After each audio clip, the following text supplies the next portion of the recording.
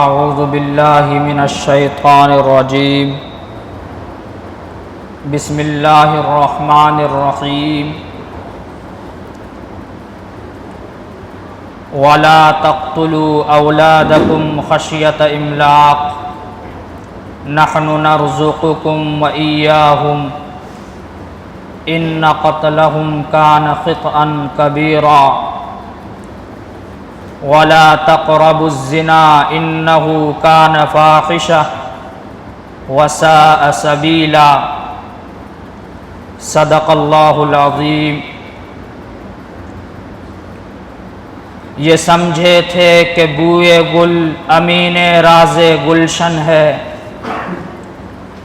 یہ سمجھے تھے کہ بوئے گل امین راز گلشن ہے، یہ خانوا درباری خود پھولوں کے دشمن ہیں،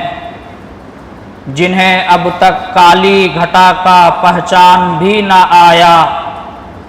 نشے من سے دھواں اٹھتا ہے تم کہتے ہو ساون ہے۔ میرے محترم بزرگوں اور دوستو، آج امت مسلمہ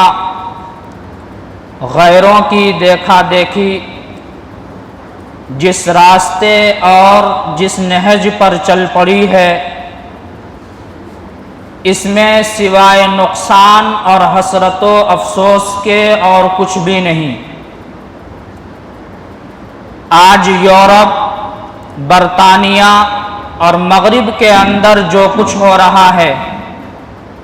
اس سے ہم سب واقف ہیں۔ وہاں کی تہذیب،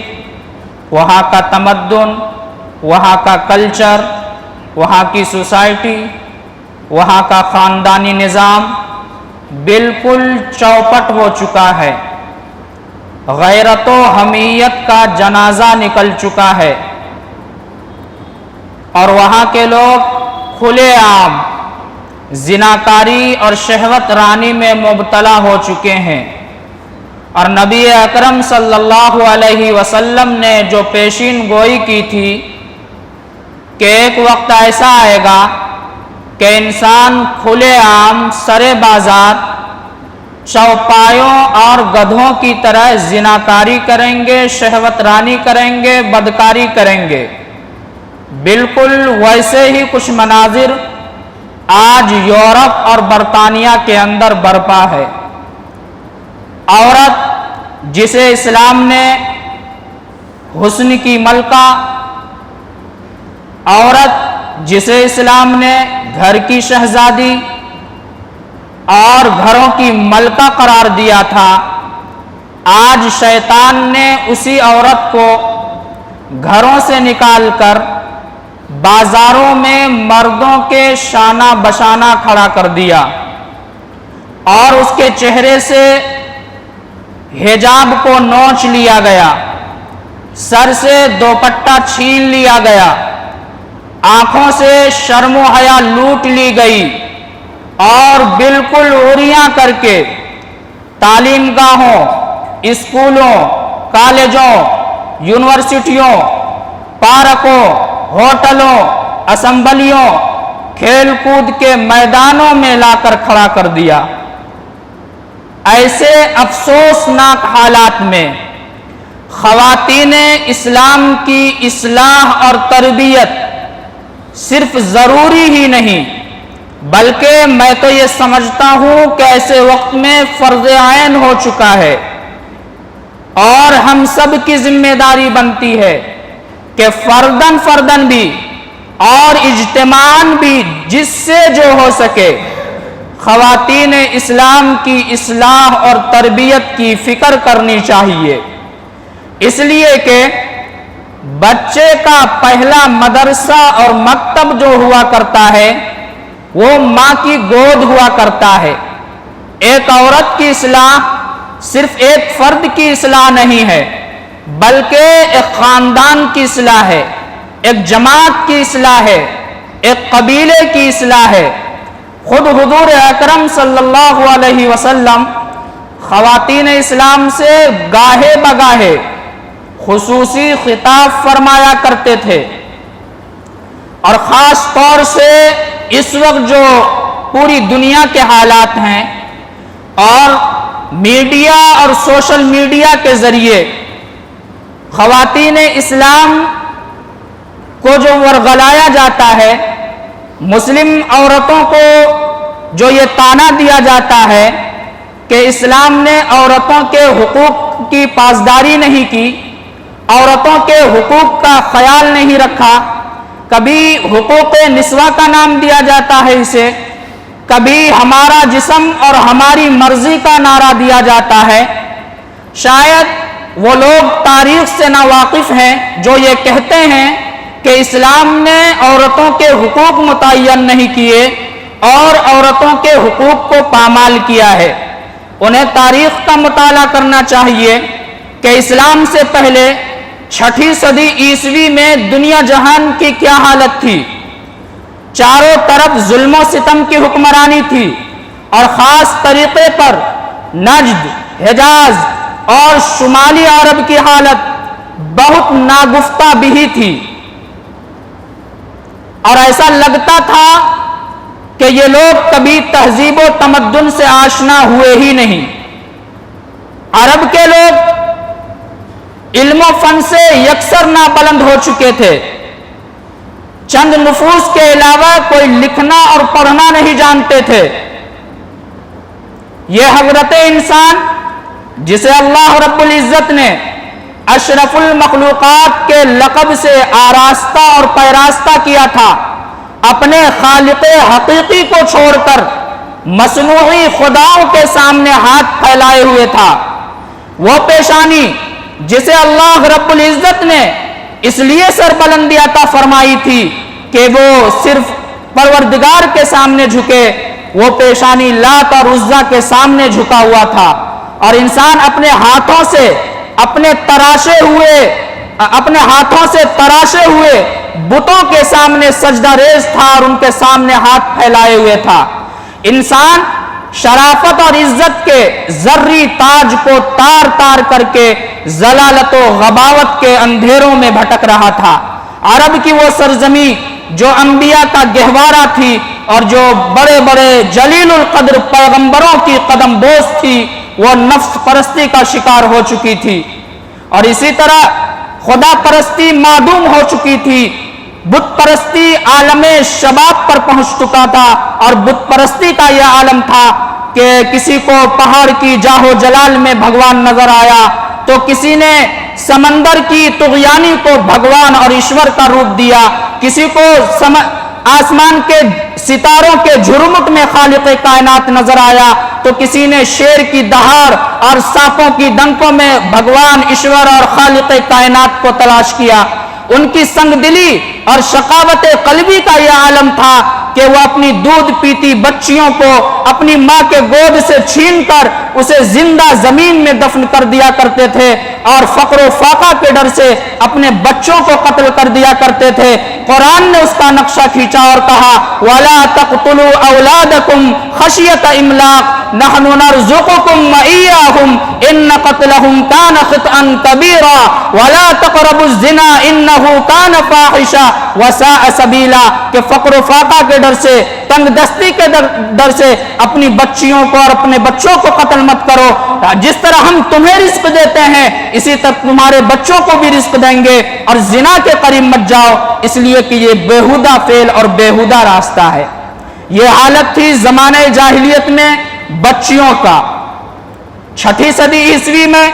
جس طرح لڑکیوں کو زندہ درگور کیا جا رہا تھا، اسی طرح عام عورتوں پر بھی مختلف قسم کے ظلم ہوتے تھے، مثلا میراث سے محروم کرنا عورتوں کو، اسی طرح نان و نفقہ ادا نہ کرنا، مہر نہ دینا، عورتوں کو بے وفا اور کمزور سمجھنا۔ چنانچہ انگلستان کے اندر عورتوں کی حیثیت سوائے غلام کے اور کچھ بھی نہیں تھی، اور عیسائیوں کا عقیدہ یہ تھا، اسلام آنے سے پہلے اس دنیا کے اندر عیسائی لوگ یہ مانتے تھے کہ عورت ظلم کی بانی ہے، عورت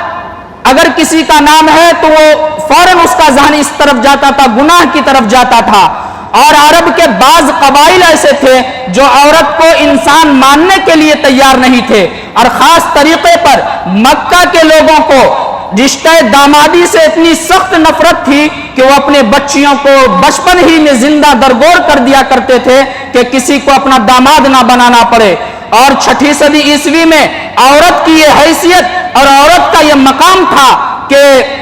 सकरात जो बहुत बड़ा फलसफी और उस वक्त का सबसे बड़ा दानिश्वर समझा जाता था, अक्लमंद समझा जाता था, उनका नजरिया और फैसला औरत के मुताल्लिक ये था कि जुल्म को, गुनाहों को और तमाम बुराइयों को अगर एक जगह जमा कर दिया जाए तो उसका नाम औरत बन जाता है। इसी तरह रूम, अमेरिका, अफ्रीका और ऑस्ट्रेलिया का नजरिया और फैसला औरत के मुताल्लिक ये था कि औरत एक हैवान नजिस है जो रूह से खाली है। अगर कोई औरत है तो उसे बात करने का अधिकार नहीं, हंसने का और बोलने का हक और अधिकार नहीं। यह हैसियत जमाने जाहिलियत में औरत की थी। इसी तरह यूनान का नजरिया और फैसला औरत के मुताल्लिक ये था कि सांप के काटने और आग में जल जाने का इलाज मुमकिन है, लेकिन औरत के शर का मदावा महाल है। हम जिस मुल्क में रह रहे हैं हिंदुस्तान, इसका नजरिया और फैसला औरत के मुताल्लिक ये था 6ठी सदी ईस्वी में कि अगर किसी के शौहर का इंतकाल हो जाता था तो उसकी शौहर के चिता के साथ उस औरत को भी उस चिता पर चढ़ा दिया जाता था और जिंदा उस औरत को जला दिया करते थे हिंदुस्तान के लोग। और ये कहते थे कि शौहर की गैर मौजूदगी में औरत को जीने का हक और अधिकार नहीं। आज यही लोग ये कहते हैं कि इस्लाम ने औरत को किया दिया, इस्लाम ने औरतों के हुकूक को पामाल किया है। उल्टी ही चाल चलते हैं दीवानगाने इश्क, आंखों को बंद करते हैं दीदार के लिए। यह हालत थी जमाने जाहिलियत में औरत की। फिर क्या था? इस्लाम का ज़ुहूर हुआ, कुरान का नुज़ूल हुआ और नबी अकरम सल्लल्लाहु अलैहि वसल्लम की आमद हुई और आप सल्लल्लाहु अलैहि वसल्लम ने, इस्लाम ने, कुरान ने औरत के वो हुकूक मुतय्यन किए जो वो उसकी हकदार थी। औरत को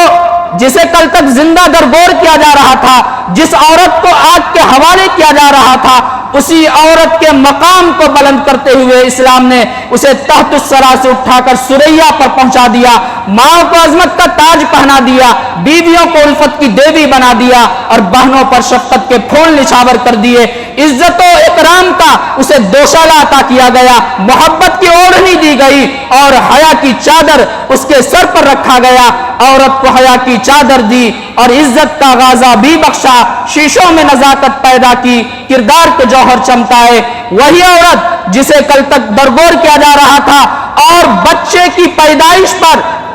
जमाने जाहिलियत में उनके यहाँ रिवाज ये था, हाल ये था, कुरान उसका नक्शा खींचता है। वइज़ा बुश्शिरा अहदुहुम बिल उन्सा ज़ल्ला वजहुहु मुस्वद्दन व हुवा कज़ीम, कि उन्हें जब बच्चियों की पैदाइश की खुशखबरी दी जाती, लड़कियों की पैदाइश की खुशखबरी उन्हें दी जाती थी तो उनके चेहरे जर्द हो जाया करते थे और उनके चेहरे मुरझा जाया करते थे। उसी औरत के मकाम को बुलंद करते हुए हुजूर अकरम सल्लल्लाहु अलैहि वसल्लम की जुबानी इस्लाम ने तशरीहात करवाई कि अगर किसी के घर लड़की पैदा होती है तो अल्लाह रब्बुल इज्जत की तरफ से फरिश्ते उस घर में दाखिल होते हैं और उस लड़की को, उस बच्ची को अपने परों से ढांप कर कहते हैं मासूम जान मासूम माँ से पैदा हुई है। और फरिश्ते उस घर वाले को ये खुशखबरी सुनाते हैं कि अगर तुमने इस लड़की की सही तरबियत की और सही परवरिश की तो अल्लाह रब्बुल इज्जत तुम्हें क़यामत के दिन जन्नत में जरूर भी जरूर दाखिल फरमाएंगे। इस्लाम ने औरत को ये हुकूक दिए, ये मकाम बुलंद किया, जीने का हक दिया। इसी तरह एक मौके पर हुजूर अकरम सल्लल्लाहु अलैहि वसल्लम ने इरशाद फरमाया कि जिसके घर 3 लड़की हो और तीनों की वो सही तरबियत करे, अच्छी परवरिश करे, तालीम और तरबियत का इंतजाम करे और वक्त पर शादी ब्याह कर दे तो अल्लाह रब्बुल इज्जत उसे कयामत के दिन ये हुक्म देंगे कि जन्नत के जिस दरवाजे से चाहो तुम जन्नत में दाखिल हो जाओ। उसके बाद आप सल्लल्लाहु अलैहि वसल्लम ने फरमाया कि जिस पर 2 लड़की हो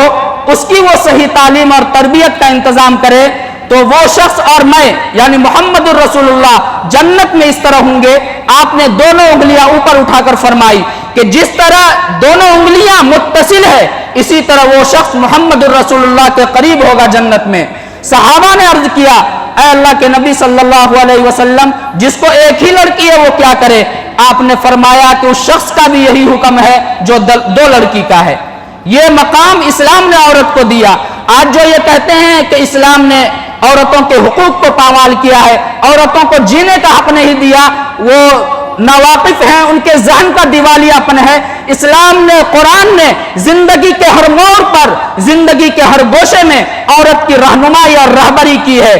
تخلیق کی باری آئی، قرآن نے کہا یا ایھا الناس اتقوا ربکم الذی خلقکم من نفس واحدہ وخلق منها زوجها وبث منهما رجالا كثيرا ونساء۔ اللہ رب العزت قرآن کریم کی اس آیت کے اندر تمام انسانوں کو مخاطب کر کے کہہ رہے ہیں کہ اے لوگو، اس